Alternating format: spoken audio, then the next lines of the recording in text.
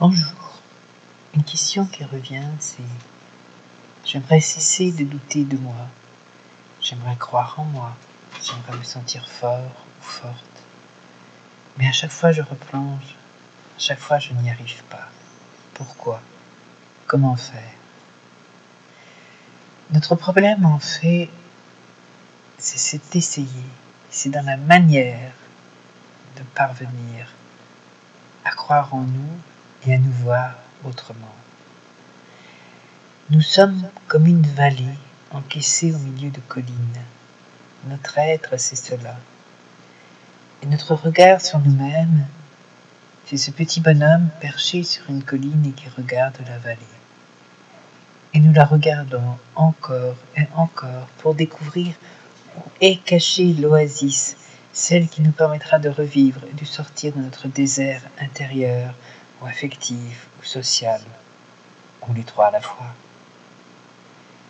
Ce que nous oublions de faire, c'est d'aller observer d'une autre colline.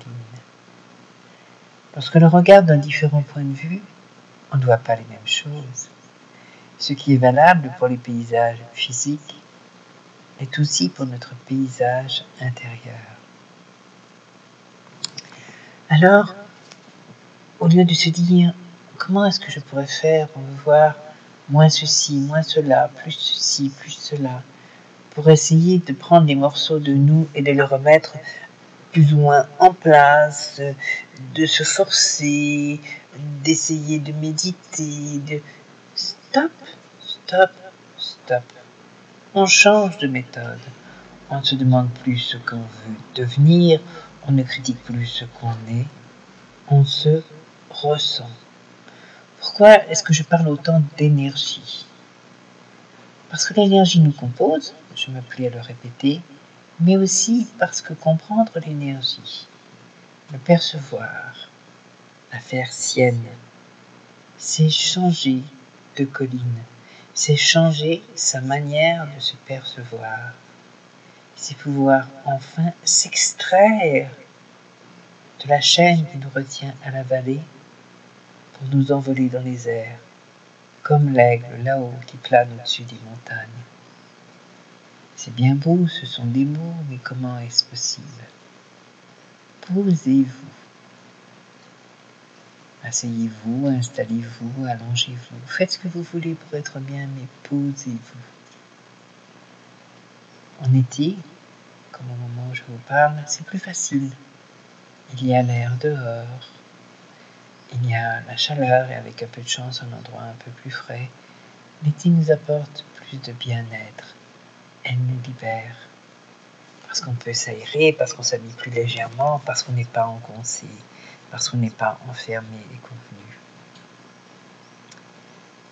Installez-vous de manière à vous sentir bien. Détendez-vous, reposez-vous. Arrêtez la machine à se poser des questions et mettez en route la machine à se faire du bien-être. Essayez juste de ressentir autour de vous. Les bruits autour ne sont que des bruits, ils font partie d'un paysage qui n'a strictement aucune importance. Essayez de ressentir vous, votre corps, vos bras, les tensions dans vos doigts, dans vos mains, toutes ces tensions que vous pouvez ressentir dans votre carcasse. Toutes ces tensions, c'est celle de votre cerveau. Et ce cerveau, pour s'en décharger, il les envoie dans le corps. Essayez de considérer que vous êtes, si vous aimez l'eau, dans l'eau, installé dans la vague, tranquille et paisible. Voilà, laissez-vous bercer par l'eau. Et si vous préférez être au milieu d'un champ de fleurs, laissez-vous bercer par la douceur de la brise, ou sur un rocher au bord de la mer, en haut de la montagne. Choisissez l'endroit dans lequel vous êtes le mieux et laissez-vous bercer par la douceur, la légèreté qui vous environne quand vous êtes là. Cessez de penser, fermez les yeux et ressentez juste ce moment de bien-être que vous connaissez. Vous êtes bien. Qu'est-ce qu'il y a à l'intérieur de vous? Rien. Est-ce qu'il y a cet être qui se sent ridicule, qui se sent nul, qui se sent mal aimé, qui se sent manipulateur ou qui se sent dépendant affectif ou qui se sent incompris? Vous ne parvenez plus à le percevoir, vous ne parvenez plus à l'attraper. Il n'est plus là, il est dilué dans tout ce qui vous entoure. Voilà la clé. Faites cet exercice, refaites-le encore et encore et encore, le plus souvent possible, que ça devienne une drogue si nécessaire. Et au fur et à mesure, cette perception de vous-même va se diluer. Ne pensez pas que vous allez perdre toute notion de vous-même. Non. Vous allez simplement gravir une autre colline. Laissez les fardeaux de votre être, ces fardeaux qui viennent de si loin, d'appréciation qu'on a portée sur vous, ou de retour qu'on vous a fait lorsque vous étiez petit, ils sont tellement ancrés. Vous allez les laisser là. Vous allez laisser se diluer dans le sable. Et vous allez passer sur l'autre colline. Là où vous pouvez construire vos propres fondations. Parce qu'en vous, il y a toujours cette matière, ce qui vous compose depuis que vous êtes né, la même valeur que l'autre en face, que celui que vous croisez, que celui qui vous critique, que celui qui vous envie, que celui qui vous déteste ou que vous détestez peut-être. Quelle différence y a-t-il entre lui et vous? Plus d'intelligence, plus de moyens, plus d'empathie, plus de facilité. Ce ne sont que des apparences. À l'intérieur, cet être, eh bien, un beau jour, il va retourner en poussière, comme tout le monde. La mort nous donne cette égalité magnifique. Poussière tu es, poussière tu retourneras. Voilà. Quelle différence de valeur au sein de l'infini, au sein de l'énergie? Aucune. Le pollen qui vole a autant de valeur dans l'énergie que vous, que l'oiseau, que le chat qui dort, que la pensée, que les étoiles. Changez de colline.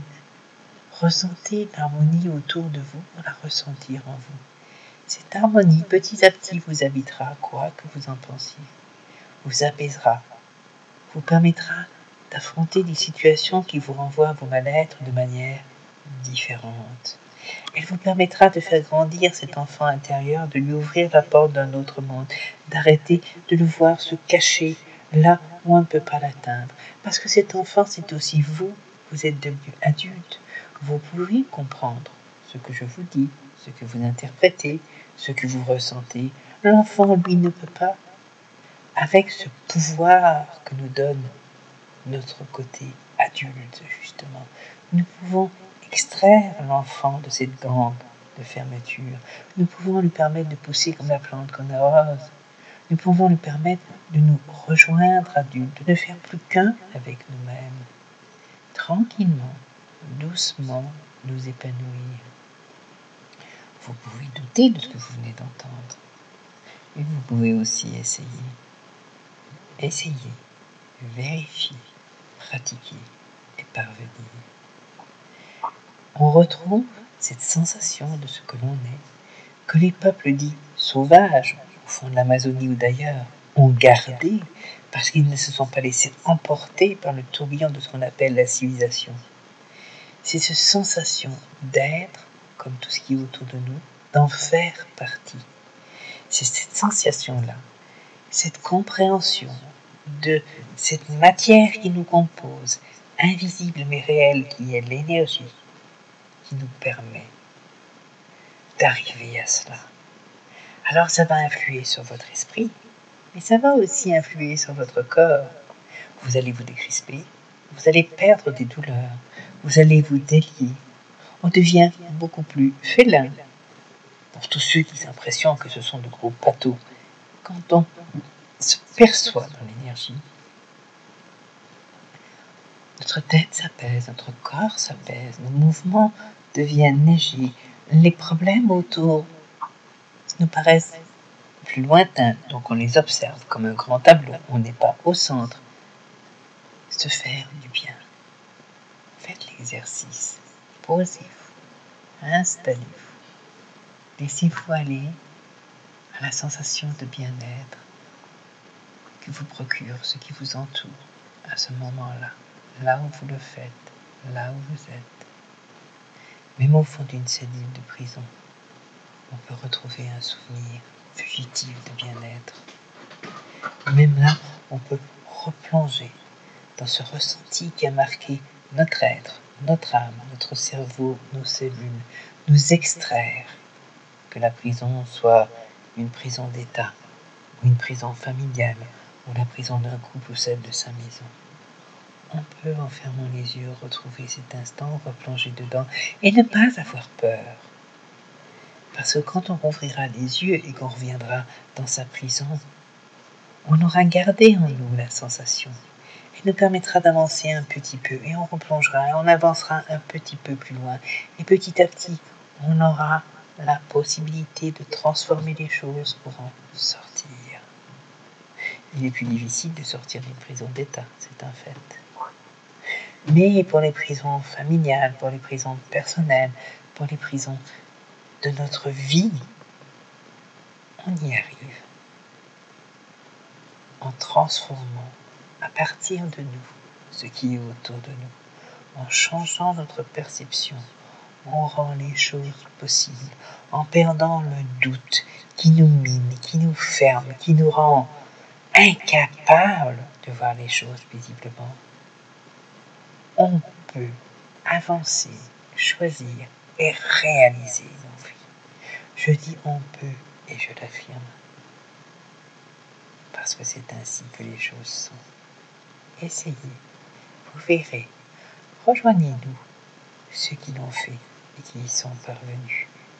Vous les croiserez parfois dans la rue. Vous les reconnaîtrez à ce bien-être intérieur qu'ils rayonnent. Vous verrez. Vous serez bien. Vous aurez ce sourire en vous disant « Ouais, maintenant je suis bien ». Petit exercice, tout simple, physique, sans prise de tête, pour se faire du bien. C'est à vous. À bientôt. Plein lumière.